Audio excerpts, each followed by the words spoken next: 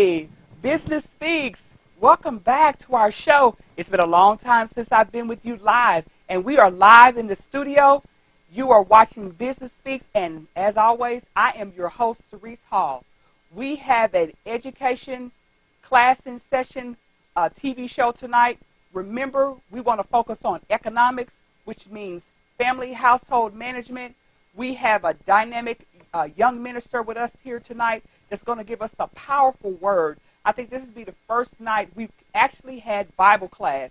And I think with the times, the thing that's going on in the time today, that we need a rhema word, a powerful word. We're not going to be taking up no offering, but we are definitely going to church tonight. We have Minister Will Barnes in the studio with us tonight. Minister Barnes, how are you today? I'm doing great. I'm excited to be here. It's the first time in this type of setting, but I know that this is a divine appointment, so I'm glad to be here. Thank you for inviting me. I surely am glad that you're here. Minister Barnes is going to educate us in our session tonight, talking about the power of words. Business Speaks' mission is to promote perpetual wealth to go from generation to generation, but we want to promote businesses, small businesses, dreamers, future dreamers, our youth with spiritual principles. And we always want to invite the Holy Spirit into the studio, into our space. And Minister Barnes is a believer in inviting the Holy Spirit so we can have the most productive time. Hey, do me a favor. Hashtag on Twitter, Business Speaks. Go on Facebook. Minister Barnes will give you throughout the show how you can get a hold of him. But right now, we want to go to the Lord in prayer. Minister Barnes, please take us to prayer. Father God, we thank you right now for every opportunity to come into your presence. We're in your presence because it's in you that we live, we move, we have our very existence. I thank you for this opportunity just to share, to give a word that would bring life.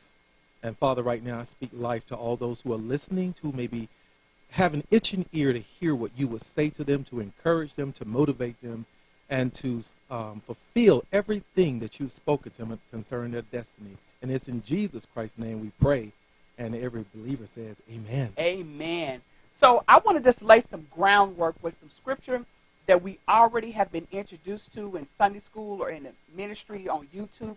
But today I want to, Minister Barnes is a great person to help us understand the word, especially to our youth and our millennials who are great supporters of Business Speaks, because you are the risk takers and you want answers to how can you make your life more productive. I want to say in 2 Corinthians 10, chapter 10, verses 3 through 6, it talks about the weapons of our warfare are not carnal. I want you to write that down. Pulling down of strongholds, 2 Corinthians 10:5. And like Minister Barnes has already said, the anointing destroys every yoke. 1 Corinthians 9:27. I want you to keep those scriptures close to you. Everyone, mom and dad, this show is important. Everyone should have their Business Speaks binder, taking good notes so you can download your family to the family table for the 15 minutes of conversation. But let's start off getting to know our guests. Minister Barnes, tell us a little bit about you. And I know you're born and raised in Atlanta. And tell that little secret you told me about Dr. Martin Luther King. Okay, well, so you said I'm from Atlanta. I'm definitely a native of Atlanta. I was born, raised in, and someone told me one time, you're not raised, you raise cattle, but I'm going to still go with it. I was raised in Atlanta, Georgia, and no, I'm not a Grady baby. I was born in Hughes Spalding Hospital. But what I do find important about the fact of being from Atlanta, Georgia, is the fact that when I was a kid, the King family owned an apartment building, and it was on Sampson Street.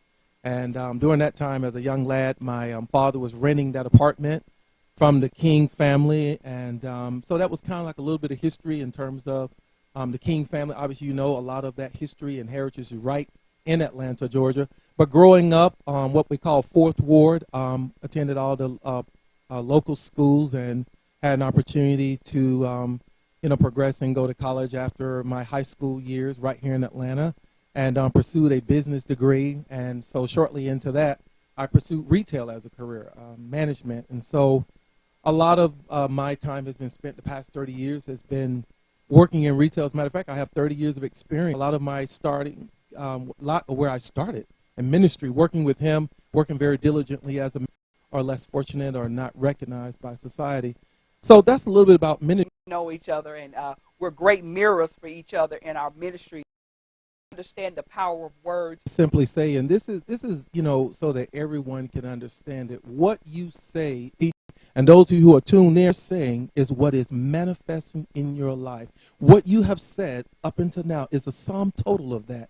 If you've always put yourself down, you will always find people that will validate what you are saying about yourself. But if you uplift yourself, you'll find people that will always give you exhortation. They will always lift you up. They will always encourage you. So it matters so much. It matters so much what comes out of your mouth. We are in a God class. We're spiritual people. We're not just carnal, natural people. You're not black, white, or whatever. You are a spirit being, and everything that's coming forth is out of your spirit. What happens in your flesh is the natural behavior. We call that behavior. That has nothing to do with spirit. That's the reason why people say, oh, you're in the church, but how could you do that? I'm in the church, but also I live in a natural body. And so with that being said, it doesn't matter what you're looking at on the outside. It's what is manifesting on the inside, and it begins with thoughts. Okay, so the subconscious, I guess, in a way, is when it said the weapons, because remember I said at the beginning, at the top of the show, I wanted to lay the groundwork. So kind of what Minister Barnes is talking about in relation to the scripture in 2 Corinthians says the weapons of our warfare are not carnal, but mighty. And then when he say these principalities, those are spirits. And then when he says, we talk about spirits, and as you know, in the Bible story scriptures, there are evil spirits and there are godly spirits, not good and evil, but demonic spirits and godly spirits. Let's call it really what it is. Okay? So, and then, Minister Barnes, when you talk about after its own kind, let's kind of talk slowly and make sure that they understand, because you're really talking about seed time and harvest time, yes, but really break it down so our youth can understand after its own kind. So what I like to say about that, and I spoke about it earlier, is that you are a spiritual being. And a lot of times we don't like to deal with spiritual things because people think, what are you talking about? You're going too far. You're way off and you're something new age. But let me tell you, you are a spirit. You do dwell in the flesh. And guess what? Flesh is flesh, spirit is spirit. But I want to speak to someone's spirit in particular, someone who may have struggled with what God says about you versus what society is saying about you. And we talk about the whole idea of pulling down strongholds. Strongholds are mindsets. It's the wrong idea. It's the wrong thinking process. It's when you are not allowing yourself to operate, and if you allow me to say, in a Christ mind, a healthy mind, a whole mind, a mind that's been rejuvenated, not just to think on carnal things, but to think on spiritual things, to think on spiritual principles. But when you start to align yourself with that foundation of who you are as a spirit being, and we can't just dwell on carnal things. We talk about energy. We talk about vibration. Well, when you look at certain words, you look at words like joy, peace, and gratitude. Those words have a good vibration. They have good energy, and they make you feel good. But when you talk about words like hate, and you talk about and when you talk about things like that, then you begin to feel a whole nother different vibration around those things. But let me tell you, the key thing to this is that when you clearly understand that whatever is going on in your life, you are a master of that. And a lot of times we like to blame things. You mentioned the word evil, where there's some other force, there's some devil, there's some demonic activity. The devil made me do it. And the devil made me do it. I think those things have their place, but I think we're coming to a place where the body of Christ understands that there is accountability for action. There are consequences for action, which doesn't make you good, bad, or evil, but that means, and I heard, who's that brother? Donald Lawrence said consequences are not good or bad. They're the results of your action. You and I, based on how we think, what we say, are producing something with that. I cannot go around thinking negative all day and expect a positive experience. I can't go around bad-mouthing people, talking evil against people, tearing people down and killing people with my words, with my tongue, and expect a great harvest, because what I'm putting out will come back around to me in full circle. So that's why we have to bless. We're always blessing. Bless you. God bless you. Good morning. No one ever tells you bad morning. That doesn't make sense. They say good morning because what they want to do is speak into existence that there is a great morning based on whatever is going on around you. It does not matter, but I'm speaking and declaring a good morning. But what I want to add to that is that we have got to discipline our minds. We've got to discipline in our minds that we discard the wrong information, negative thoughts, negative thinking, bad labels, people putting you down. You ain't gonna never be nothing. You are somebody, and God has raised you up for such a time as this that the world can see you for who you are, not in any other image than who you are. But it comes with a thought life. How do I build that thought life? You can build it by reading the Word of God. You can build it by reading your Bible. You can build it by reading books that elevate you in your thinking. And there's nothing wrong with the idea of elevating yourself spiritually. And I think we as Christian people have gotten lost with that. We want to just limit that to just reading our Bible. There are a lot of things that the Spirit can speak to you through. The Spirit is always speaking through nature because we're all connected with it. It's speaking in every form of facet that you can think of. But if you limit yourself to just what you've been taught and not elevate yourself to what you can understand even at a higher level, then you're limiting yourself to just what people have told you. Most of what we know is what someone has told us, because we've done very little research. But I want to say to you, find out who you are and whom you belong to, and find out what his image is all about, what his kingdom is all about, what his principles are all about. And then you get away from the do's and the don't. You live on a higher class. It's a God class. Okay. Wow. I'm telling you, this is actually, and I love your energy, minister. You got me in here hype, ready to go. Hey, family. We're going to take a short break. We're going to come right back with Minister Barnes. He's going to tell us how to get a hold of him on his Facebook and his social accounts. We are talking about the power of words. So important for family, so important for finances, so important for abundant living. And we want to talk about, I really want to dig into this mental state, what he's talking about here. Let's come back with some positive energy. I'm Cerise Hall. We're in the studio. With Minister Will Barnes. We'll see you back in a couple of minutes, and you are watching Business Speaks.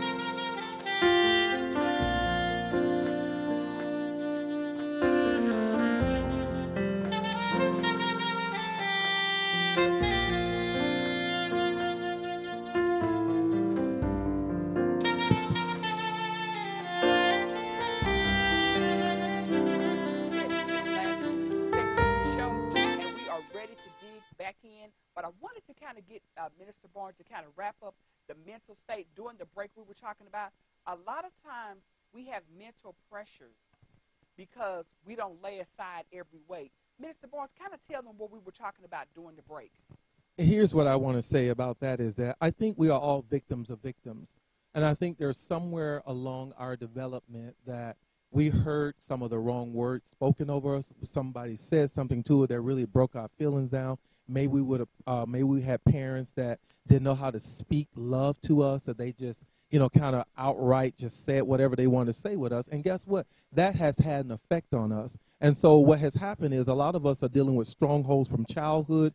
We're dealing with teasing of kids. We're dealing with bullying of kids and all those things. And so at this point in life, you got adults walking around acting childish because we're still trying to get over childhood hurts. But what I want to say to you is that you are not who they say you were. And as a matter of fact, you can speak over your life. You can begin to decree and declare right now what God says about you and who you are.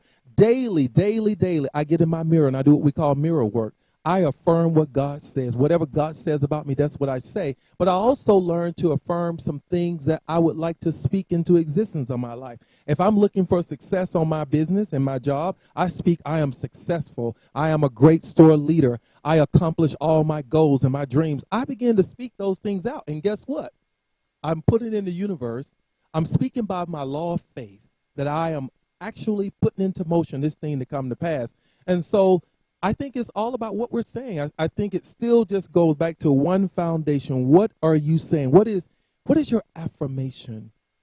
If you had a parent that say you always so stupid, then you're always saying that. Well, you got to change that. I'm intelligent. I am smart. I am whatever. But you got to change some of those things and break those mental blocks. You may have been a slow learner, but you're not dumb. You may not have caught on as fast as the next student in the room, but you had the ability. You were in the same class. And so I think when we begin to elevate our minds into a higher level of thinking, a positive mind is a healthy mind. And I'll say that again. A positive mind is a healthy mind because you can't have both. You got to lay aside every weight. When we talk about weight, that negativity, those labels, those things that people have said, and look at yourself in the mirror and tell yourself how great you are. Women, how beautiful you are. Men, how handsome you are. And stay right there. Don't look back over anything negative that's happened in your past, but keep moving forward to the things that God has fashioned you to be. Minister Barnes, tell our audience how to get a hold of you.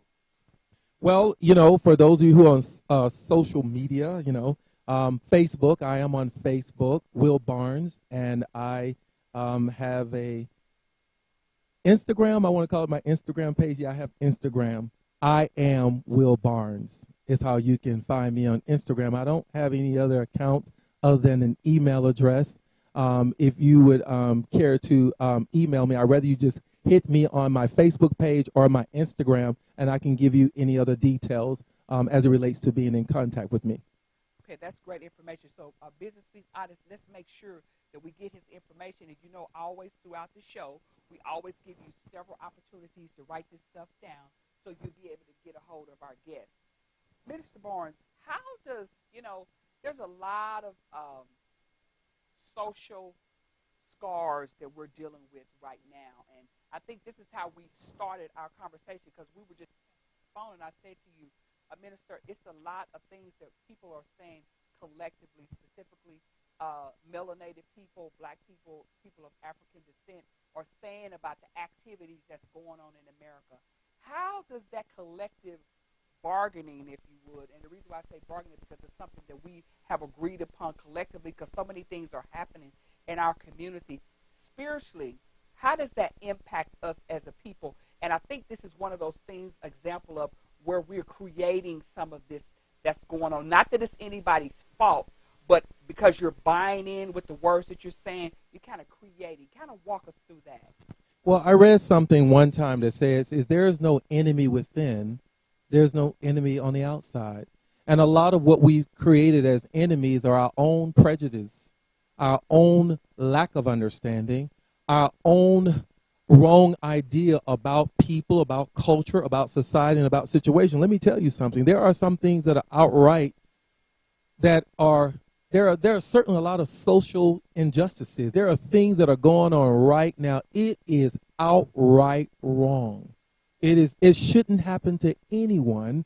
And when you think about that, I think we have to go back to a place where we have strength in our identity, and that we are always building ourselves up to our highest good. We don't need anything outside. And when I say we, as a person, there's nothing that you need outside of you to identify who you are. You just need to be your best person. You need to strive to reach your highest good. You need to strive to reach your highest potential. And how do you do that? You got to do that by surrounding yourself in an environment and in conditions where you can elevate and grow. And one of the first opportunities I want to say is education. When you're educated, when you're informed, then you can make better informed choices. When you understand who you are, and then you don't have a mistaken identity. You don't let the media or social media identify who you are. You identify with your family, you identify with your history or your heritage. But I think right now one of the biggest problems we have is, and I've been thinking about this, we have a mistake of identity. Because so many people are trying to find out who you are, who I belongs to. And, you know, it's so ironic now that we got this whole big thing on social media where people on every account you can think of, and people are blasting all kind of pictures and like this and like that and give me instant gratification with that. But I want to say to you is that you don't need anyone else to validate who you are. No one is better than you unless in your mind you elevate them to be there. No one is beneath you unless you esteem yourself higher than what you ought to. But what you can do is walk in the authenticity of who God says you are, who you were created to be. And guess what? Well, whoever you are and wherever you are in your life, you got to be proud of that. And guess what? When you walk in that type of integrity, then there is no enemy outside of you. There's no one that's trying to bring harm to you. And if they do, just from the authority that you walk in and that you present yourself in, you will be able to raise high. I want to quote what I heard, if I may not quote it correctly, but Michelle Obama said in her speech, when they are low, we go high. I may not be quoting it correctly, but I think that's what we need to do. When people are low, when their vibration is low, their energy is low, they're attacking you because of your color, your sexual orientation, your creed, your religion, your background. When they are low, their energy, their vibration, their spirit is low, you raise higher because you know who you are, you know who you belong to, and you won't allow anyone to bring you down, for lack of a better word. So stay high, and stay high in who you are as an individual, as a loving person, as a person that has a lot to contribute to society, and there's no weapon formed against you can ever prosper, be it mentally, physically, or otherwise. It will return void. It won't prosper on you. Okay, a couple things, you know, and I wanna stay on the positive side, but I got, you know, Business Speaks, I keep it 100, as they say. Okay, in the scripture it says, Acts chapter 10 verse 34, back to this collective mantra voice that we as a people have talked about. It says in the New International Version, Peter began to speak, I now realize how true it is that God does not show favoritism. This goes into support what Minister Barnes is saying, that it's no one person over another person, one race over another race, gender, and all the other isms that you could think about. Understand that, and in knowing that, you will find no fear in that because you know who you are, whose you are, and whom you belong to. But let's keep it real, Minister Barnes.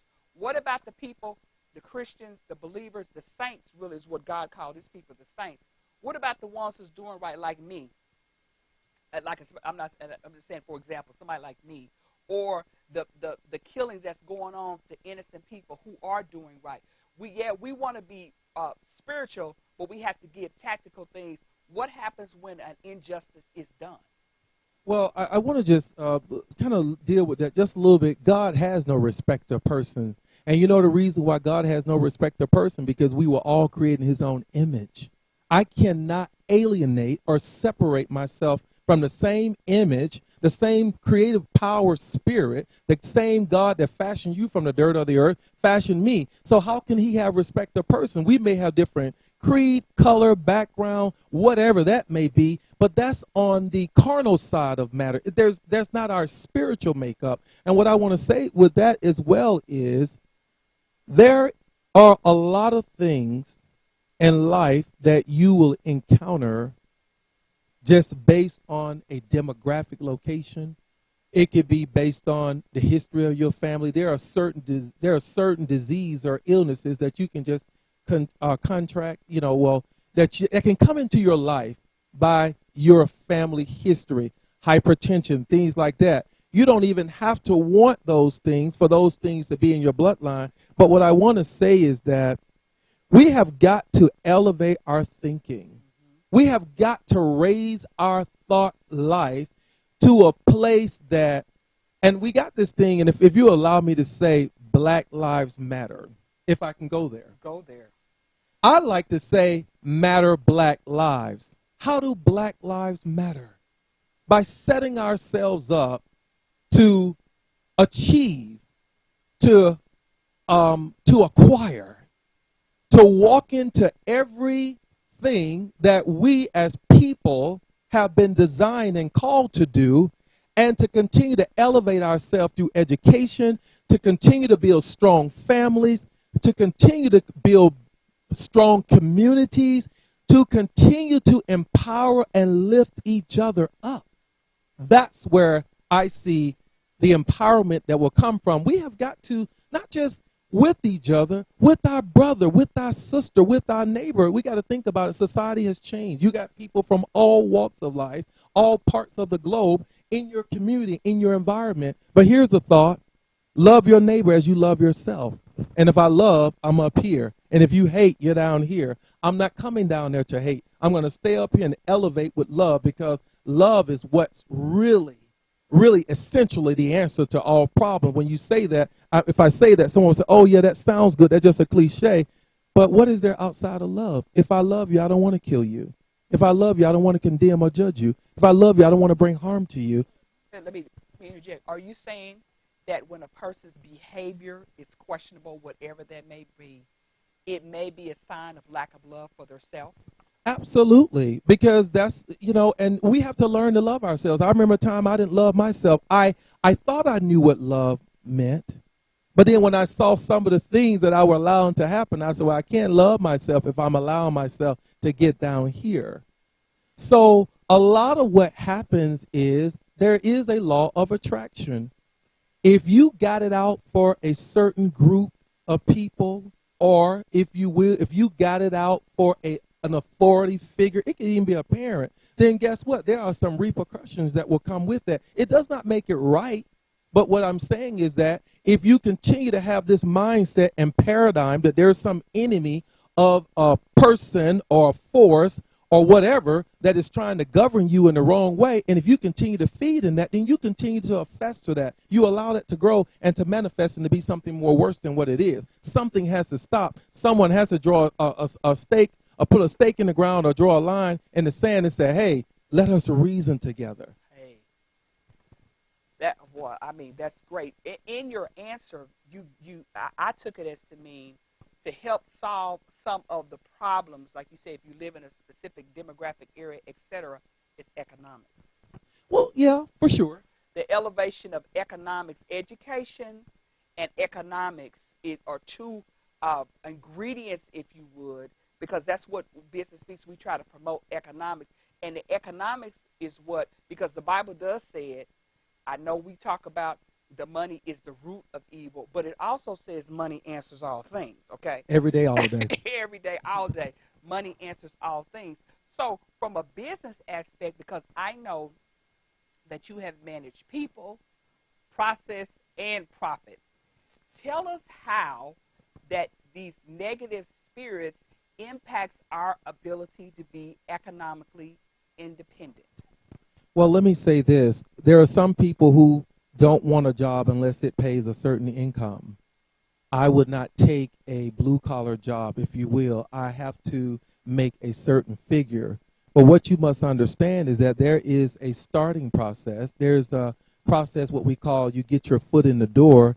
But the whole idea is that if you're willing to work hard and to apply yourself, to educate yourself, to apply yourself, and to work very hard to achieve what you want to achieve, then there's nothing that will be out of your reach. But I think we have some people, and I don't want to label, you have some people, I call my grandmother, say they want something for nothing.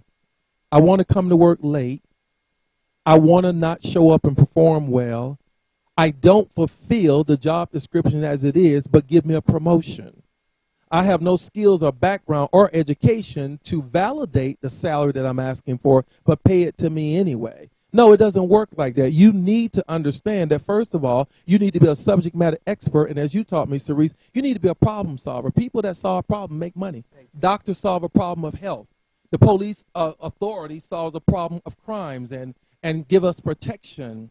When you have someone that provides a service for you, then that person has the ability to make your life easier or better. And so it is in your job or in your perspective. When you provide a service to the best of your ability, and then you become a subject matter expert, then you can write your own paycheck. When you have productivity with your words, you can't just say it and don't do it. You can't show up for work not ready to work. You got to go to work and be ready to work. But not only that, you have to have a growth mindset. How can I learn more about elevating myself in this company and in this process? What can I do for the business to grow the business? Not so much how much is the business going to pay me. How can I increase the business revenue? How could I increase gross margin? How could I comp over what we've done last year? Those are the kind of things and mindsets that you got to have. You have got to be a person that can elevate a business or grow a business, make the business profitable, and then you get a portion of that. And unless you're going to do your own, then even in that, you're going to have to start at a place where you build that business, grow that business, keep it healthy, and you have to be a representation of that. You got to be your best brand. Yes, and I think that you bring out some great examples. And a lot of times, as I small business consultant, and we've talked about this before, the back offices, which everything he's talking about, the growth, the profit and the profit and loss statements, et cetera, we kind of shy away from that until the tax man comes, knocks on the door, and then he makes you educate yourself, and then you're financially strapped, because if you have to go back a year, just say 6 months, you get you a good CPA, that's thousands of dollars. One thing else I want to talk about when you talk about the power of words, we'll talk about the importance with this competitive age in small business, large business, Coke to Pepsi, Target to Walmart. How important is the customer engagement in the power of words? Talk about that for our small business owners. Well, one of the things that you got to realize is that if you own a business, let me say, always greet your guests with a smile. It makes you approachable as a business. There are places that I stop and I see the person at the door, and if I feel the wrong energy from them or they're looking at me crazy, if you will, I don't even go in that business, because what I want to do, I want to go and support a business or spend my money in a place where people have a customer-centric environment, meaning that the customer does come first. How does the customer come first? If the customer comes in the door, that's your profit. If the customer walks in the door, that's your gross margin. If the customer comes in the door, that's your business growth. And guess what? That customer tells 10 other customers that you gave them great services. That's how you're going to do it. But you're also going to do that by providing the best service, open on time, because how many businesses you step up to the door and they're 10 minutes opening the door and they're okay with that idea? Guess what? That person is going to the competitor who's already open, who's greeting them with a smile and has something that they really want. I think we got to get away from lazy and just enough to get by, that we must be excellent in everything that we do. What do I mean by excellent? Provide a good service, quality of service, a good environment, clean, wholesome, make it where people can't help themselves. They are so attracted to what you have to offer, even if they don't want to buy anything. There's something about you that gives them something that they need that they can't help but spend their money. I have it happen all the time. I have people look at me. I say, hi, how are you doing? Welcome them into my business. And they look at me crazy. But there's something about my energy that I'm sending out to them to let them know it's about you. You don't have to make it about me. And I want to say that to small business owners. Make it about the people that will come and service you. And sometimes it's a stretch. Sometimes it may be out of your comfort zone. Sometimes you may meet them before your business hours. But the bottom line is meet the needs of the people. And that engagement has to be real. You can't fake good customer service. It's either good or it doesn't exist. Wow. You heard he say it's either good or doesn't exist, so there's no other option but for it to be good. And on that last little thing about customer service, sometimes small business owners have a negative paradigm that they don't take care of as far as returns, or you give a discount, et cetera, et cetera. Kind of give us maybe some suggestions or some tactics, or walk like a scenario, a short scenario of how you can provide good customer service when a customer comes in with some negative feedback, which is actually good for business. Absolutely. You're the report card of whatever your customer is saying, no matter if you like it or not. But I think the primary thing is that we have to consider is the fact is stand behind your brand. What is your brand? Is it a brand of integrity? If you have a business, you provide a great service. And if that service doesn't work, or if it's not to the level of appreciation that your customer will have, how do you elevate yourself to provide it better? We see it all the time, new and improved. Look at some of the top brands that are on TV right now. They're always saying new and improved, and I think about that sometimes. I'm saying, how could it be new and improved? Because they always have a growth mindset. How can I make this product better to meet the needs of my customer? I'm not concerned about profit. I'm concerned about this brand elevating. Every successful company does it better and better. It's called progress. We have a theme in my office that I have for my leaders. Progress is our number one product. If you are not progressing in your business, if you're not making it where it exceeds the needs and expectation of a customer, then you better check out how long you plan longevity in your business. It has to grow. It has to elevate. It's constantly changing. And guess what? The demographics of your business will change. Don't just limit it to a certain group of people. You open that thing up international. You can have one business in College Park, but you name and speak into existence another business in France, because you have a global mindset about business, and you can trade and do business all over the world. And if you just limit yourself to just a College Park or a local demographic, then you're limiting the gift that's inside of you to have businesses all over the world and be very profitable with that. And I think that's and everybody knows the insurgence of online shopping, which is the most attractive to millennials ages 21 to 39. And the smartphone, as you know, is now the new POS system. Yeah. Oh, it's the new cashier, with PayPal and Stripe, et cetera, which makes you as a small business owner able to compete with the big boys. Now, Will, you used the word that and you're an expert at this.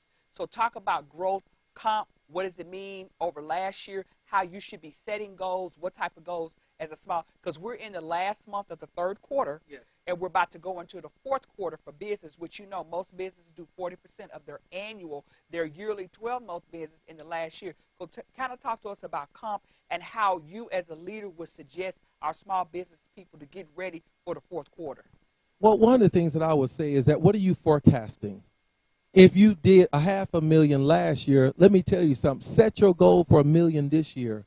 Because what you will find in that, and I just feel so strongly about this, what you will find is that when you just write down, this year, my business will surpass last year by 500,000.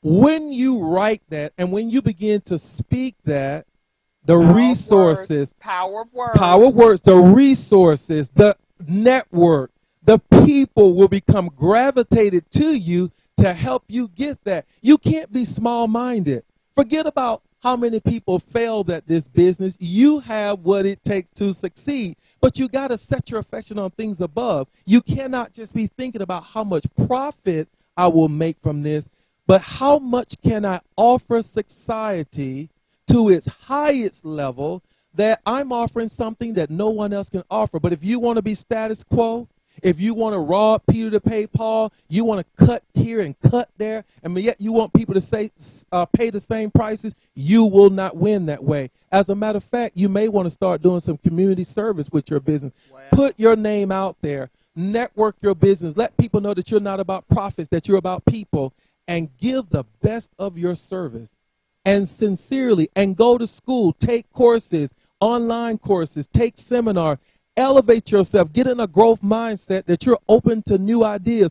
Hire some young people. They're very innovative. They're very creative. I have about 15 high schools work for me, and guess what? They stay sharp. They're always on the cutting edge of what's next with fashion, trends, and you talking about what's trending? A young mind is trending. They know a lot. They're not sitting back like we are thinking about what happened 30 years ago. That's wasted time. They're telling you what's going to happen 20 years from now. So set your forecast. I'm speaking to someone right now. You're listening to me. My business is struggling. It's not moving. You know why it's not moving? Because you're too afraid to launch out into something deeper. I want to say this. Invest what you're trying to say. Let it work for you. Let it make more money. But give some of it away. There's plenty of poor. The Bible says you always have the poor with you. Go set up at a feed the hungry situation. Go drop off some clothes. Give samples of your business and take that hit. It's not a loss. It's a hit. And you will see that you will get the resources. The universe will come back and supply you with more than you have planted. I'm telling you what I know. And I think sometimes, and Minister Barnes, he started using these metaphysical terms. Absolutely. Metaphysical terms. Absolutely. And I think about my grandmother in my head. Oh, you're talking about Casper the Ghost. He's like, no, Cerise, this is how the world functions. It's a spiritual world out here. Yes. And he said, when you write the vision, and you know what? Let me talk about that for a minute. It's not just one vision. They may be a master vision, yes, a macro vision, the bigger picture, but through your course of business, you will have micro visions. Yes. Fourth quarter. What are you doing for the fourth quarter? What should our small business leaders, entrepreneurs, the children helping, where should we be thinking right now about the fourth quarter? Well, what we should be doing is we should be laying a foundation where everything that is a checklist now, because see, when you think about planning, there are some things that you got to do now in order for you to get the business later. So if you have this $500,000 plus projection to do more this year, then that information has got to get out to your customers now. You got to hire and train people to be ready for that harvest when it comes. If you got 2 employees, you need a third one. You need a fourth one. You have got to have a plan in place for this projection of increase, and you got to have a growth mindset to achieve it. We're going to take a quick break, but we're going to come back to this growth mindset, because what he's talking about right now is strategy, but he's also giving you tactics. You should be writing this stuff down. If you're a cupcake maker, a cake maker, a candlestick maker, or whatever you are, this is good leadership day-to-day. He's talking about day-to-day operations on how to be successful and to be a leader to take your team with you. Hey, we have Minister Barnes in the studio. He's talking about power of words. He's talking about the power of words in business right now. He's in the studio. We're going to come back, get his information again. I am so excited for you to watch this show. Your Business Speaks Final. Grab your Coca-Cola. I'm Cerise Hall, and you are watching Business Speaks.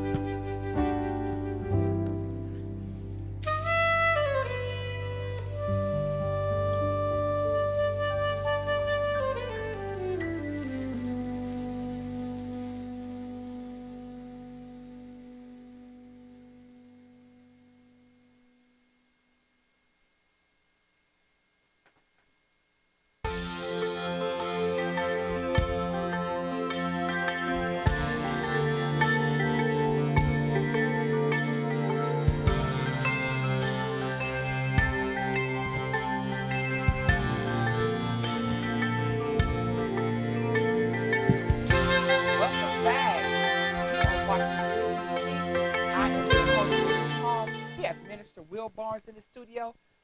Minister, tell our Business Speaks audience how to get a hold of you again. Well, you can reach me on Instagram. I am Will Barnes. And then also you can obviously reach me on Facebook, Will Barnes. And I'll be happy to accept those friend requests and we can get this thing trending. Just tell them that you heard him on Business Speaks. Let's make sure we get the credit for that. Absolutely. No, we're just giving him a hard time. Minister Barnes, before the break, we were talking about fourth quarter strategy. I want to continue to talk about that. You gave us some where we need to be thinking about staffing and recruiting. Let's talk about fourth quarter loss, theft, accidents, et cetera, because it is part of doing business. But let's talk about some preventative maintenance and when it happens, et cetera. I think one of the first things you got to think about with that is that you have got to teach your people or train employees or develop folks that are working with you how to help mitigate theft and fraud, because you're going to have people that are going to come and try to take from you or try to steal from the business, or there could be whatever situation. But you got to have the right people. It starts with people that you recruit, and then once you get those people in your doors, you give them your vision, you train and develop those people, and so that they can help grow and build the business. And so I think one of the critical things right now is, what is the vision? What do you want to accomplish in Q4? Because we're in Q3 right now, but what do you want to accomplish in Q4? What is your strategy? Who are the players? And you got to be so open-minded. A lot of times I bounce ideas off on my leaders in my store. It's a rhetorical question when I ask sometimes, but a lot of times I want to know, what does this sound like? How does this fit not just into my idea of business, but how does this fit into your idea of continue to grow this business? So right people, got to get the staff in place. You got to have the right product, inventory levels, supply and demand. You can't wait to be ordering something that you know is going to take 2 and 3 months to get to you 3 months from now. That stuff has to be ordered now, so when the time comes, when people have to have a certain item for that season or for that time, you've already put that in place. And I think another thing is that you got to be protective over your profits. You can't be wasting payroll right now. If someone is not doing the job, if someone is not meeting the expectation, you need to move on to find a person that can do twice as much as that person done at the same rate. Are you saying termination, Minister Barnes? Well, whatever it means, this does not work for you, and there may be a place down the street that it may work for you, but for right now, for what we're building, what we're trying to accomplish, your skill set is just not going to help us grow. What if it's my Uncle Tom Tom? Well, here's what I can say. If Uncle Tom Tom can do the job, then give him the role and the position and the opportunity. But if not, then Uncle Tom Tom has to keep it moving. And it doesn't mean you don't love Uncle Tom Tom, but as you told me, it's personnel, E-L, not A-L, personal. And so a lot of times we get those things mixed up. I try not to manage by my emotions. We all do, but you can't manage by that. You have got to have some innovative people around you, and that can challenge you and help you continue to elevate that business. And I think you brought a great point out in the last segment about hiring our young people, especially if you're a small business owner in the community. It is your community duty to employ the people that live in your community, because they live, shop, work, and consume in your area. And back to Minister Barnes, you're creating, and you're producing, because you're helping the creation and the production grow your business. Now, let's not take this for granted. He has given some great points where we're talking about people. And I want Mr. Barnes to talk about the EL versus AL, because a lot of times in business, we are hypersensitive to customers, to employees, and to our products. Minister, talk to us about the difference between EL and AL, especially as it relates to development in the area of discipline. Well, one of the things is, if you have a business, that means you've established a brand. And the people that you hire will be a mirror of that image. No matter what you think about yourself, but when people come into your business, that person that greets them, that person at that register, or that person that may assist will be a reflection. So you got to recruit the best talent. You cannot afford to just throw someone in. I'd rather have one person that will do the job right than 10 people that will have to do the job, because that one person will be someone that I can really count on to help me get to my vision. And those other people, you're going to spend more time disciplining them out the door so that you can get that next person in. So I think we got to spend a lot of time being very transparent about what our vision and our goals are. We certainly have to elevate someone's thinking. This is not a mom and pop. We're going after billions of dollars in business growth. I mean, you gotta put something out there that may seem like it's so far stretched. And guess what? If we don't hit the billions, then we can land on the millions. But what has to happen? You have to have people with that growth mindset, people that want something for themselves, that are passionate about what your vision is. Now, if you come and work for me and you bring your vision, then that's going to be the vision. So if you come and work for me, understand the vision. I'm going to make it plain. I'm going to compensate you for what you can bring to the table. And then let's elevate and continue to grow and build each other up for what it is you want to accomplish as well. I think that's a great point. And then the last point we want to talk about, which is a huge, huge, huge word. People call it partnership, but in our business dealings, we call it leverage. Talk to our leaders, whether you're the small business owner and you're taking on the store manager role, the general operations manager, et cetera, et cetera. Talk to us about leverage. Well, one of the things is that you got to have leadership meetings so that you can be able to have an opportunity for all of the people that are working with you, your team, whatever you want to call it, your direct reports. You got to have an opportunity where everyone can speak to the business. Everyone speaks to their understanding, be it growth or not. They got to be able to speak to that. But I think when it comes to leverage, you got to know what a person can do to help you get there. If I have someone that is has a very strong administrative skill, then I will find work for that person in the operations side of my business. If I have someone that's very creative and talented with their hands and visually they can see things, and I would have that person to assist me in those areas. You have got to place people where they can become a subject matter expert, and when you do that correctly, you're going to have a collage of leaders because are growth-minded people that's going to be able to help elevate where you're trying to go. Because, see, they used to say it this way. If you're a cook, then you're in the kitchen. So I know if I'm not a cook, I'm not trying to be in the kitchen. Maybe I'm the one that will set the table up. Maybe I'll put all the fine china there and set it up the way it needs to be. But if you know how to cook, you need a skilled cook that's going to exceed the expectation of the guest. And I think sometimes we settle.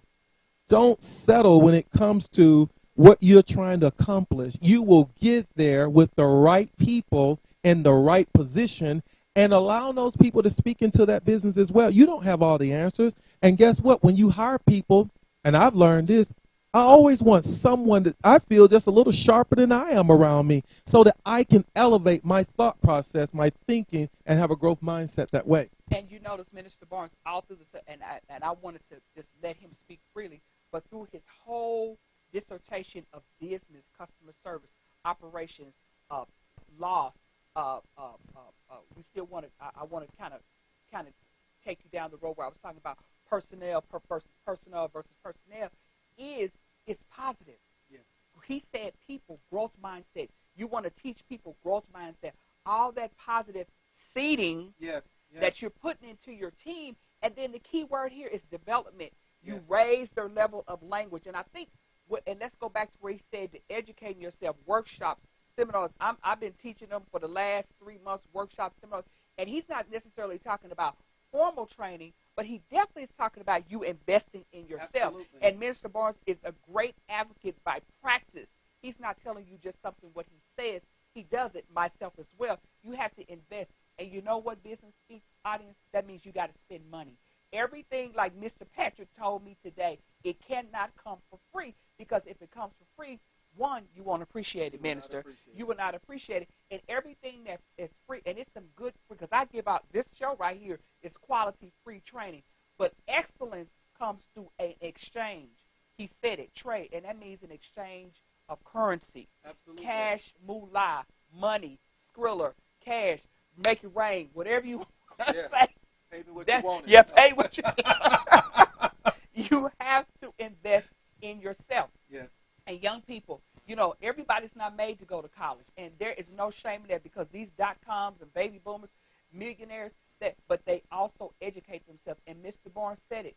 Your net worth is your network. You have to surround yourself with growth-minded people that believe in your vision. If you have a vision and he can give you a story, it's been times where he and I have done project management stuff together where his vision clashed with my vision. I say, now look, when you become the project manager, I will follow you. But right here today, I'm the project manager, and because we can't be divided. We might not agree, but we have to go down the same journey, okay, the same road, the same highway. This is good information. And a lot of times this is tough for family-owned businesses, yes. Minister Barnes. But we have to make decisions that impact the product, and the business is the product. And let me say in conclusion, don't be so in love with your product that you forget your customer. We are moving away from customer service, and we are moving toward customer retention. Because if I have a faithful customer that comes in the store and spends $100 every month, really he's a $1,200 customer because I know his loyalty is going to come back. Okay, customer retention, customer service is when you have him in the moment. But the industry is because competition is tough, Mr. Barnes. Oh, absolutely. Competition is tough. Absolutely. And what he's really talking about at a high level leadership is adding value. You have to add value over and over and over again. Because when I come to Target, I'm choosing something at Target that I don't want to wait in the long line at Walmart for. And just that value of getting through the line quicker, especially as we go into the fourth quarter, is value added because my time is money. Now, in conclusion, as we wrap up this piece, and I'm telling you, he has given us some practical, operational things. So what would be the one thing you would say now, a decision that they can make now that will impact them the 6 weeks between Thanksgiving and Christmas? What should our business owners really be focusing on? I think everything starts with a plan. You have got to have a solid plan, and then have a plan if that plan does not work. And someone will say, well, if I had a plan, and then if I planned for something else, then that means I didn't believe in the plan, the first plan. No, you believed in the first plan, but what it is, you're being resourceful with what you're trying to accomplish, because guess what?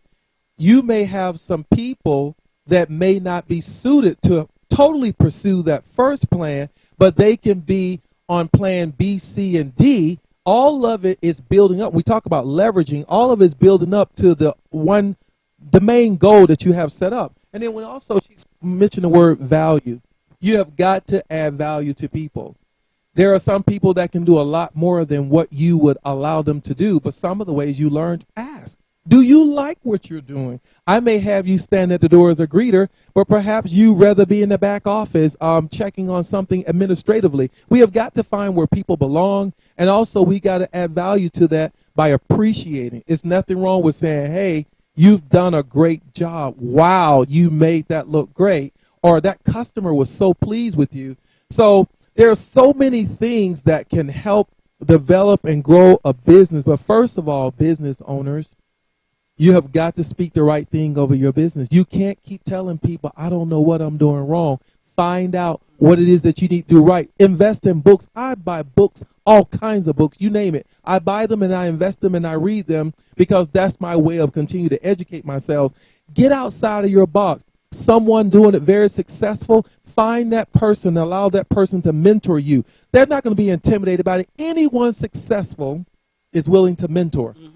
Because you can't help yourself. If I become a subject matter expert in the area, you can't take my business. I've already earned my business. Now you go and get yours. And so people are willing to invest in you, but you got to have a growth mindset. You got to be open-minded. You got to be transparent. I don't know how to do a certain thing. Can you help me? I'm bad with business acumen. Can you help me understand what it is that I need to focus on? What is business acumen, Minister Barnes? Well, business acumen speaks to all the financial statements of the business, the profit and loss statement, the business earnings, how's the business trending, how much money is the business making, anything that deals with the profit and the business structure of that business, you have to be able to speak to that. And you have to be able to speak into a way that people know that you know what you're talking about.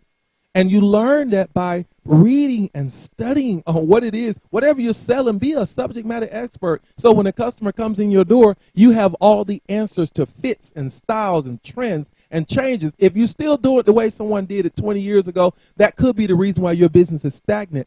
Be innovative, be creative, and don't be afraid to step out the box and wear your own badge of honor of who you are and what you have been called to do. And Business Speaks listeners, if you are a business owner, you are called to be excellent. And Yes. that's what he's talking about, excellence. And you have to study to show yourself approved. And let me just say this. In the word, it says you should be dominating. Whatever your market is, you should be dominating it. Okay? Whether it's niche, hair, nails, or whatever. And our people, and you know, I'm speaking, this is my opinion of Business Speaks. Our melanoid people, we need to be dominating all areas. We see Gabby Douglas is on there dominating sports, basketball. Though. We need to get into technology, stocks, bonds, whatever as God has created, we need to be dominated in the area of STEM, science, technology, entertainment, arts, math, engineering, all of that, medical, whatever. We need to be dominating in that. Yes. And you can see Minister Barnes, even though he's a minister of the faith, he understands how to do business. You have to be multifaceted and wear many hats. Why? Because God in his word, in Genesis, the first chapter, yes. where you said God created, he had the power Absolutely. to create through his words. He said to go ye and dominate and be ye fruitful and multiply. We talked about that. People, a lot of times we as Christians talk about that just means to keep on having kids. No, it means to multiply what he has given you. Absolutely. The talent, 10 talents, that means what we're doing here today, exactly. his ministry and mine, we are to give increase. A return, let me put it in a business term, a return on investment. And what did he do to the person who didn't do a return on investment? He cast them. Exactly. He took one gift talent from one and gave to the other. And let me say this in conclusion, and you don't know Mr. Barnes, but we talk, okay?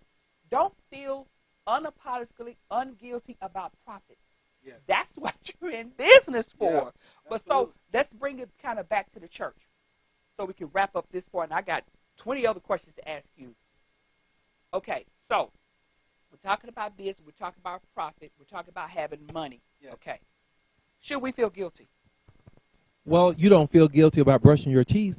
You don't feel guilty about taking a shower and putting on your clothes. That's a natural thing. We have to function with money. And I want to say to people who have a problem with money being in a church, and even a church is a business. It's a body of believers, but the way the church functions is based on business. The lights being paid is a business.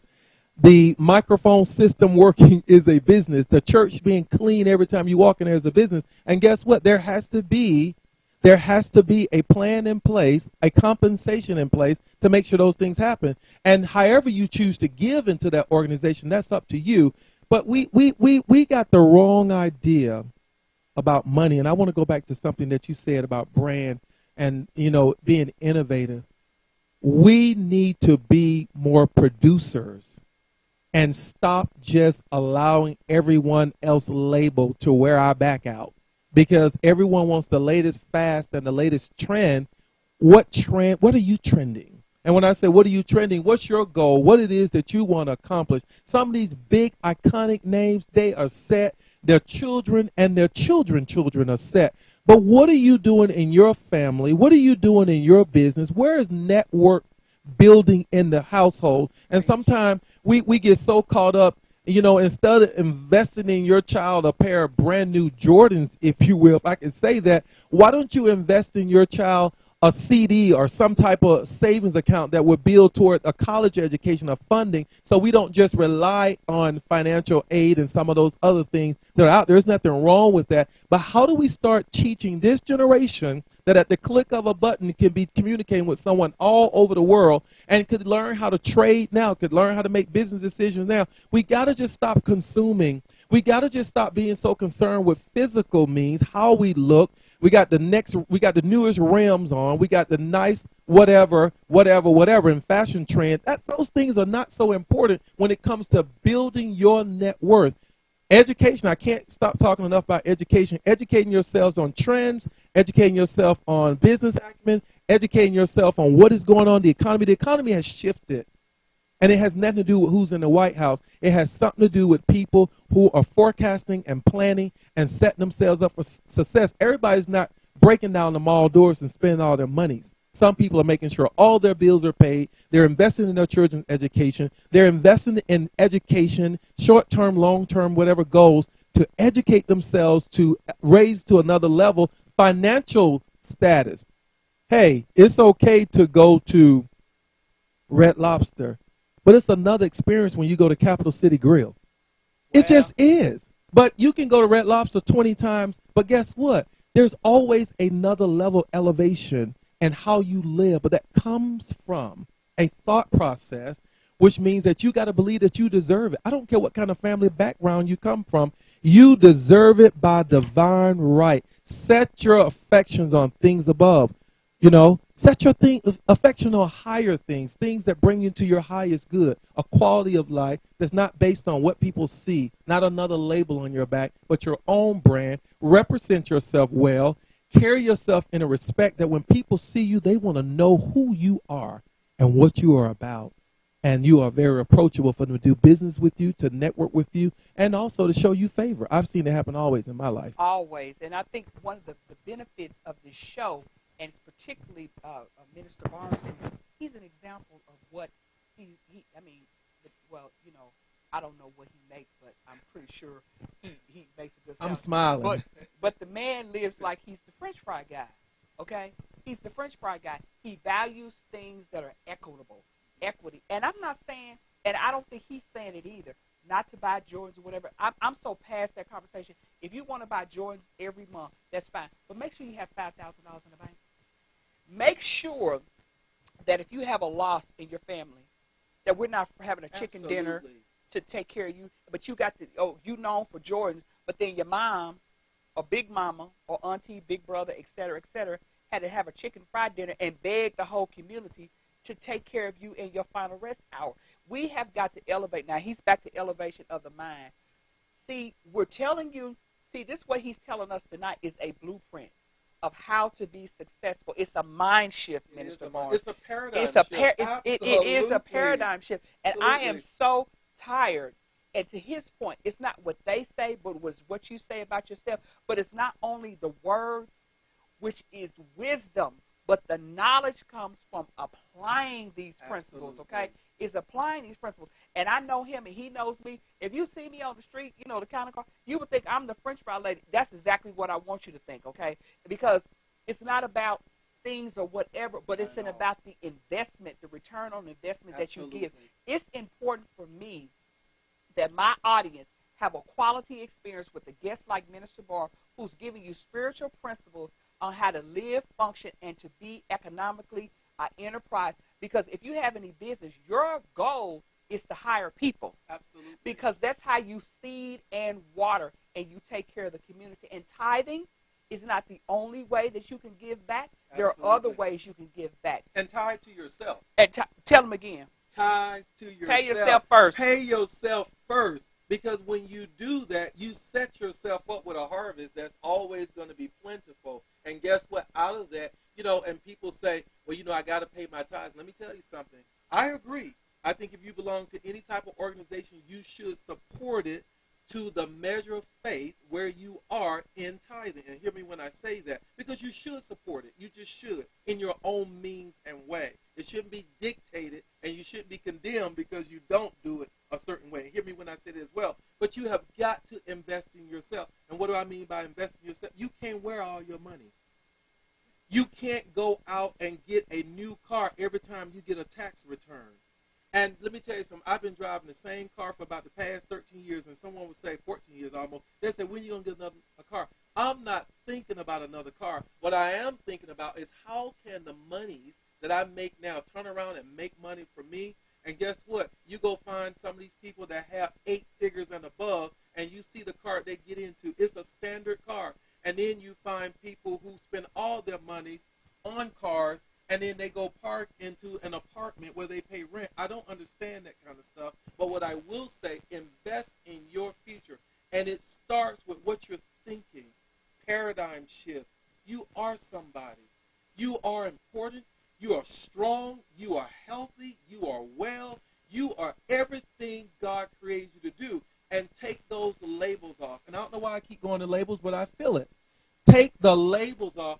Who told you your business wouldn't succeed? Amen. Who told you that you were not smart? Who told you that you were not good enough? Who told you that you were whatever? Whatever that label is, take that label off and shift. Shift to a God class. to a class that understands I am who he says I am. I have what he says I have, and I can do whatever he says I can do. It may take me some diligent work and time, but I'm willing to invest in it because I'm not investing in what I'm after. I'm investing in myself. That will be the harvest. The hard work will be the harvest. It's not just hard work. It's speaking right, thinking right. You're going to attract those type of people in your environment. And let me say, truer words have never been spoken.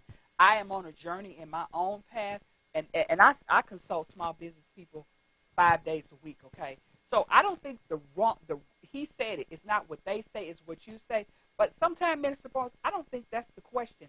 What I think the question is not, oh, I can't get enough customers. Oh, I can't do the 500,000. No, the question is your vision big enough for you? Absolutely. If your vision is not big enough, then you need to pray and seek God and ask him if your vision is right. Because if it doesn't scare you, it's got to be a challenge. It's got to be a challenge. And you know what? Those things fall in line. Because as he said, as you put out into the earth, hey, seed and harvest. We limit our seed and harvest time to what we know. But all of our actions, you treat somebody kind, then somebody treats you kind. You give, and it shall be given unto you. You give somebody an encouraging word, you get encouraged. Every area of our life, karma, seed, harvest, whatever your belief is in that is true. Now, let me ask you this, Minister Barnes. Now, you know, money is the answer to all things. So, God, Christ, Jesus came to this earth to give us life and to give us life more abundantly. Is it abundant living or is it really prosperity preaching? I think it's both. But here's the thing. When it talks about abundant life, I come that you may fulfill your highest good. I come that you will raise to your best person. I come that whatever it is that you desire to have in this life, that you can have it by divine right. I come that you may have a greater understanding of why you were put here.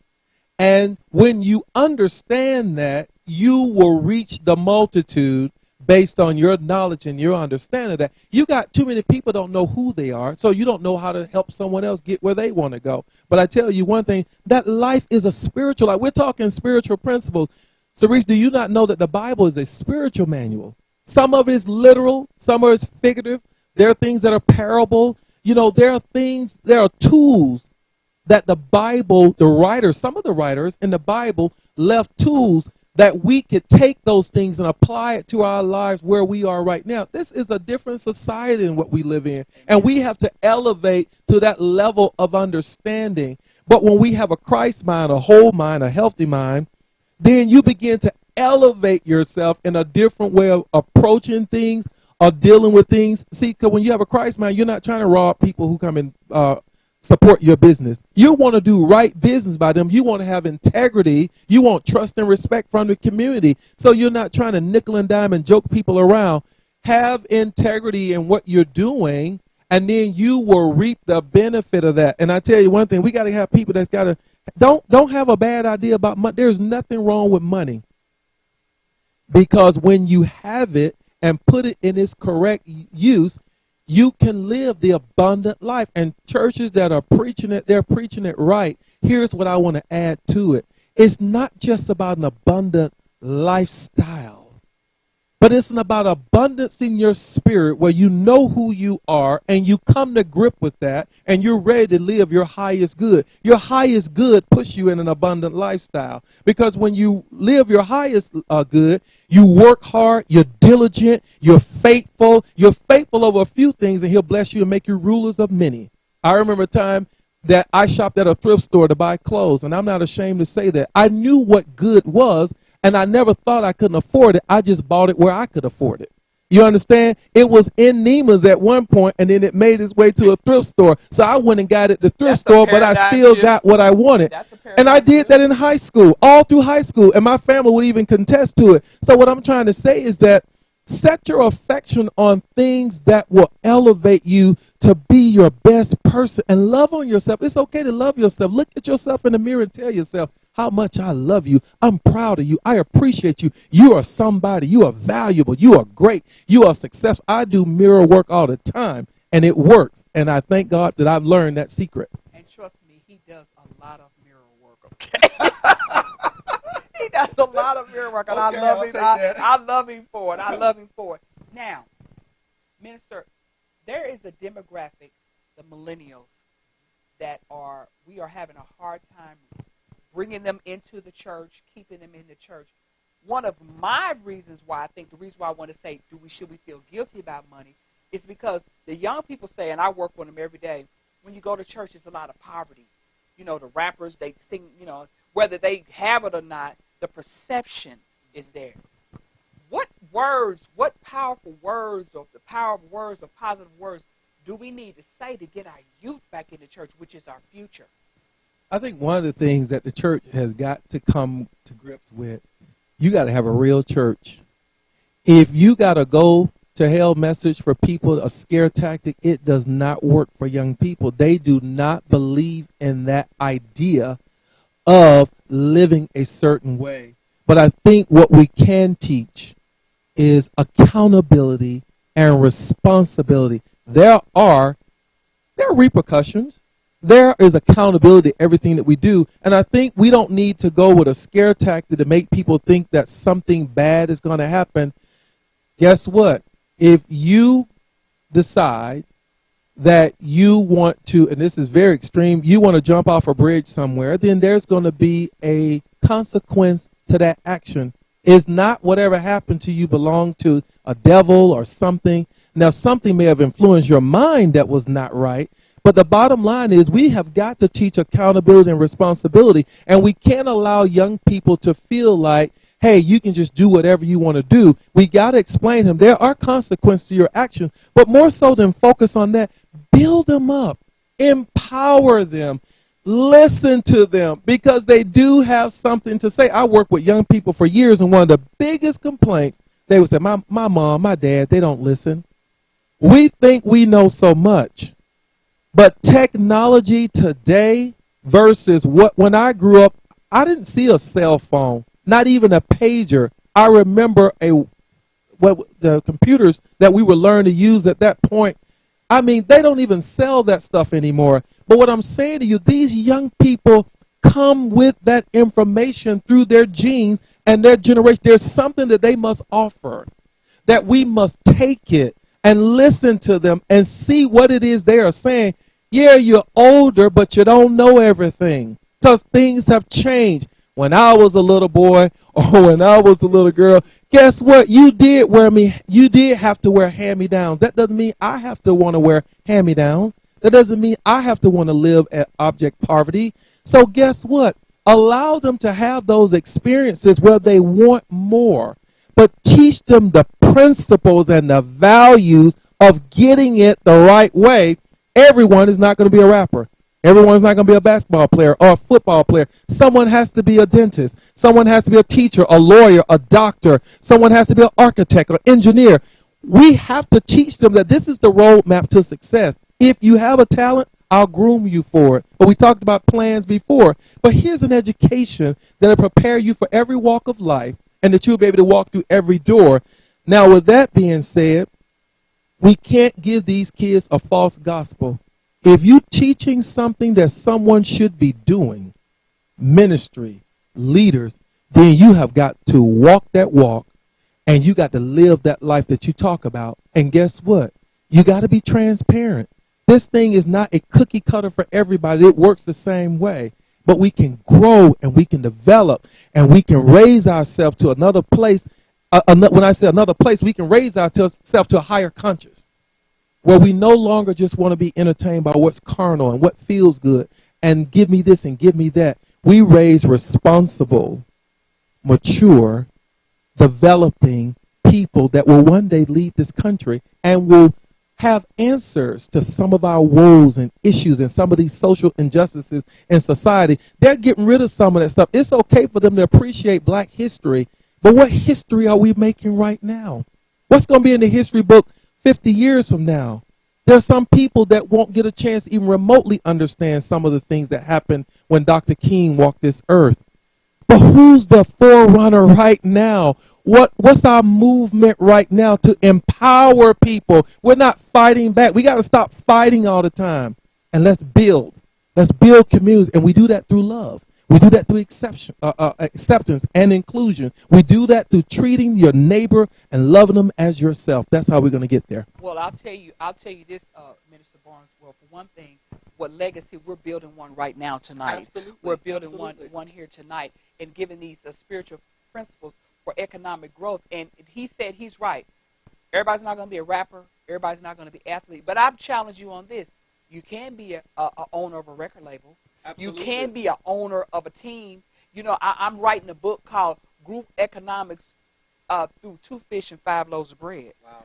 Okay? And that's the simple. You can't get no more lay than that. I'm going to break it down lay to where a 12-year-old child can understand if me and my buddies get together, 2 fish and 5, or group economics through potluck dinners. Absolutely. It's all the same. You call it all these high-level things, but it's all partnerships.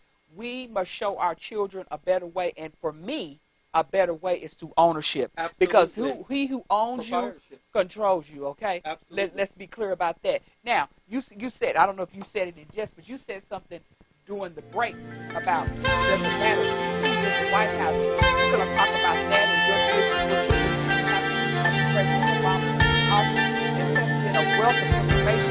Your business minded should be full of tidbits. Minister Barnes, information how to get a hold of you. We're talking about the events coming up after the break. I'm so happy that you decided to join us tonight. Hashtag this. I'm sure you called me to watch the video, and we'll back to you back.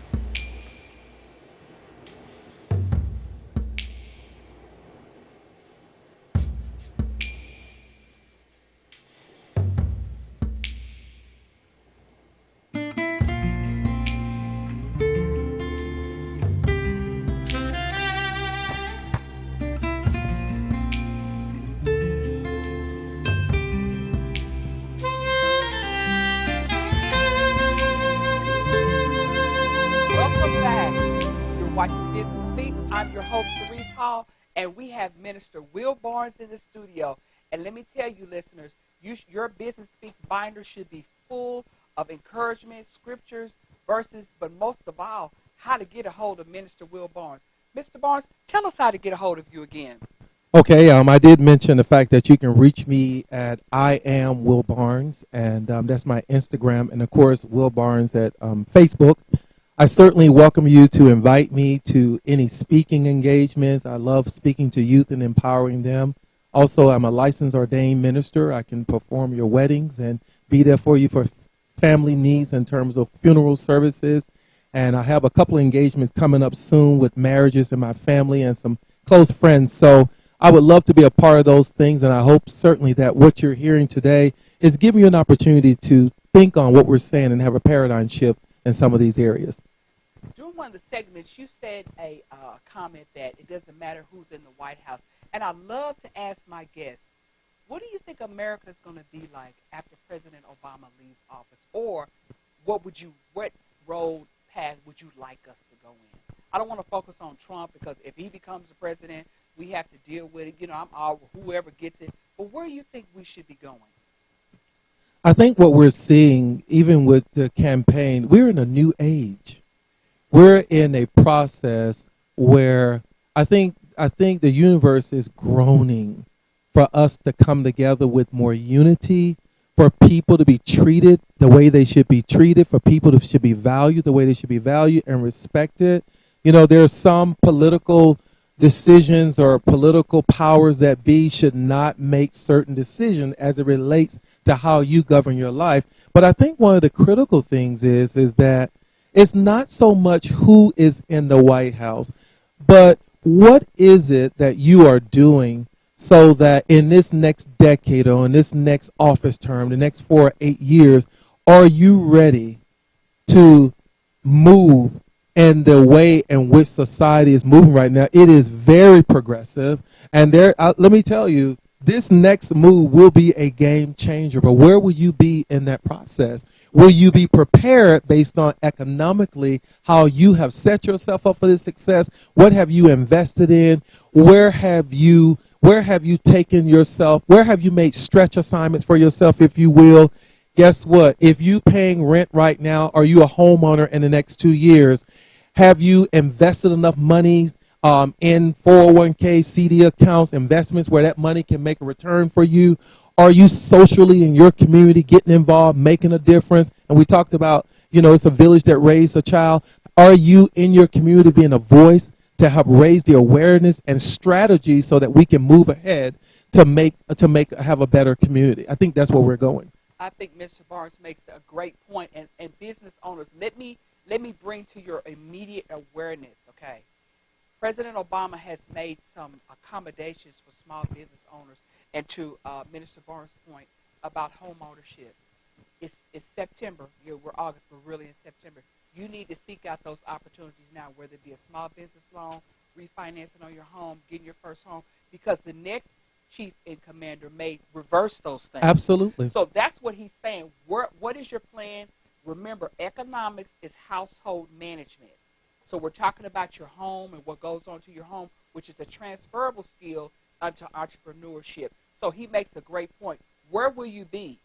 And I'm going to even challenge you even more. Where are you going to be in 30 days? Absolutely. Minister Barnes is giving you action items as a business owner tonight on this show on Business Speaks. Where are you going to be tomorrow? When you wake up in the morning, what kind of leader are you going to be? What are you going to, yes. Those growth people who are you going to be recruiting? Exactly. Go ahead, you could jump in if you like. Well, yeah, I think right now it's very critical that you are strategically. See, right now it's time for strategy. And if you're waiting on someone else to make a decision, you are already 2 presidents behind. You have got to right now take advantage of everything that is available to you. And I want to say this, and this comes to my mind, I'll speak it. Pay your bills on time.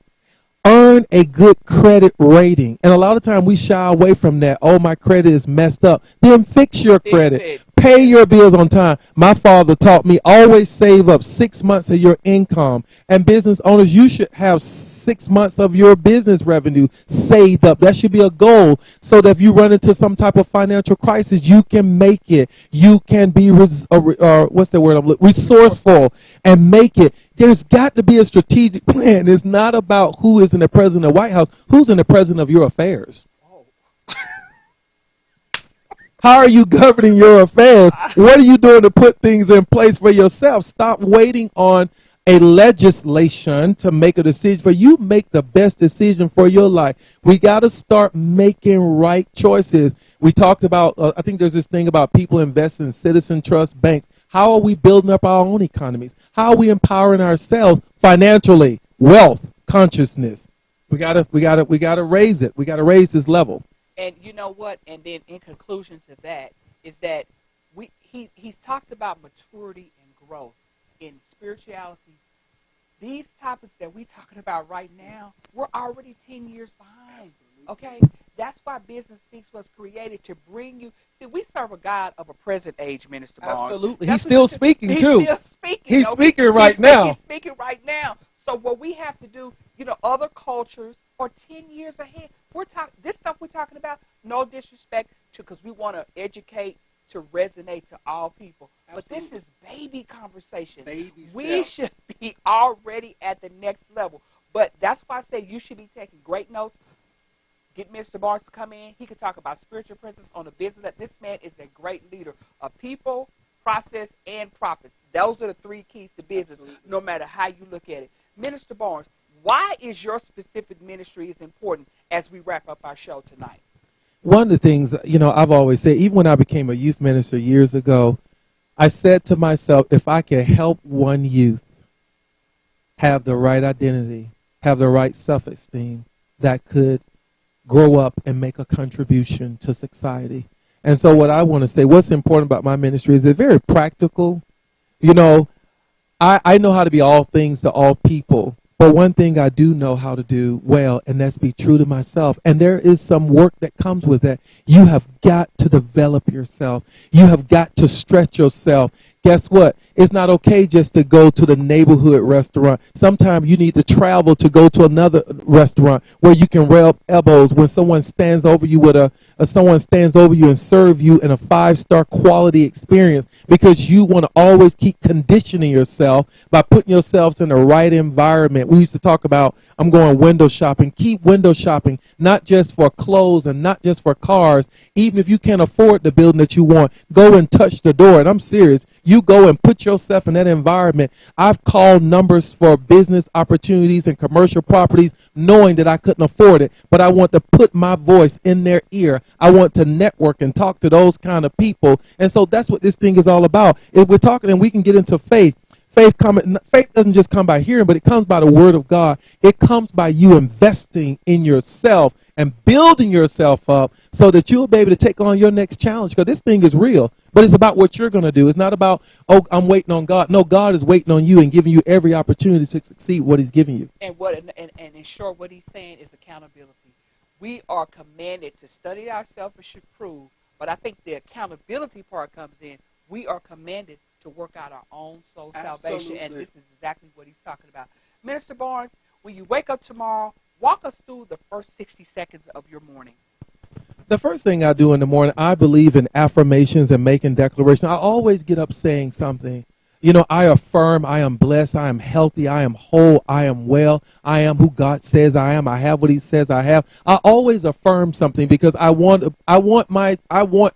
the universe to know, and that God has placed me here to make a difference. I connect. I spiritually tune in. I'm like, okay, God, what's going on today? And then I get up and get ready for my day.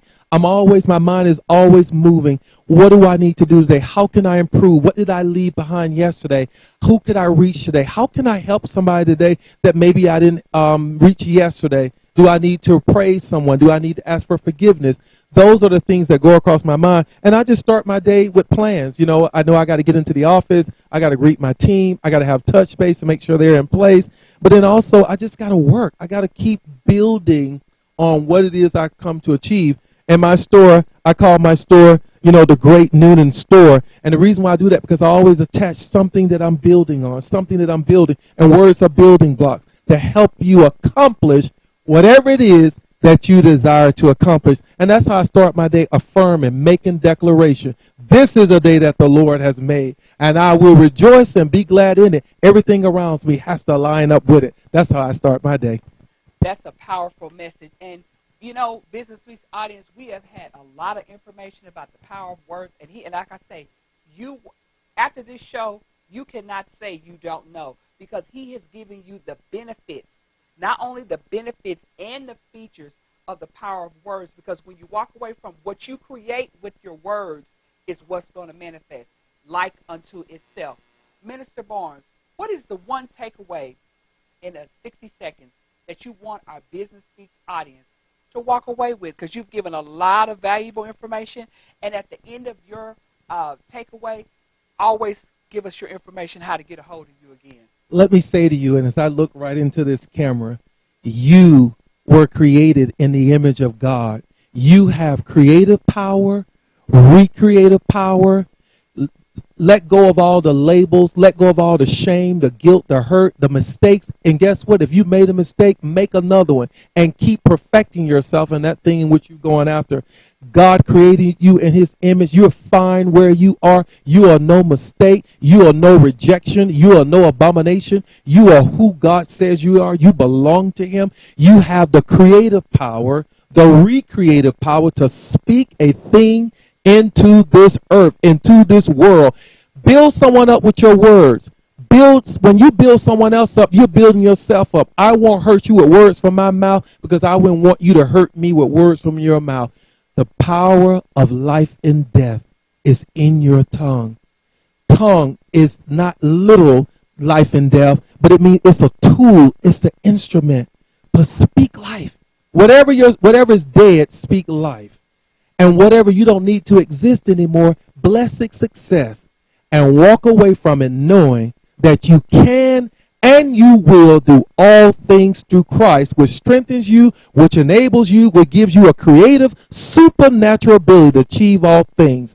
And that is all, my friends. If you take this practical, just very practical stuff, you can build a great foundation for your life. Tell us how to get a hold of you again. All right, I am Will Barnes on Instagram and on Facebook, Will Barnes, and you'll see my very handsome picture there with a bow tie and a suit on. But this has been great. I've just really enjoyed pouring out, and this is great. I really hope that this has helped someone. Well, we have had an action-packed power of words message today, and let me leave you with this. I don't think the questions that we ask ourselves when we talk about who we are, whom we are, and who do we belong to, it's not that doubt, will I get enough customers, will I have enough business? Is your vision big enough for your dream? Have you written it down? Have you macro-managed? Have you made a vision? But then you also need to micro-manage. Have you perfected it? Have you tweaked it? Do you have a plan for growth in people, processes, and profit? It is the third quarter. We're going into the fourth quarter. You should be having your planning meetings right now. Once again, every week you take 15 minutes. Download your family to the kitchen table. Talk about the topic of Business Speaks. So important for our youth. This has been a wonderful show tonight. Yes. Thank you, Minister Barnes. I enjoyed it. I could go preach now. I'm ready. Okay, we've had a wonderful show here tonight. Even Mr. Patrick is in the studio giving us kudos. We're here every Thursday from 6 to 8. Thank you, Business Speaks audience. We'll see you next week. I am Cerise Hall, and you have been watching Business Speaks.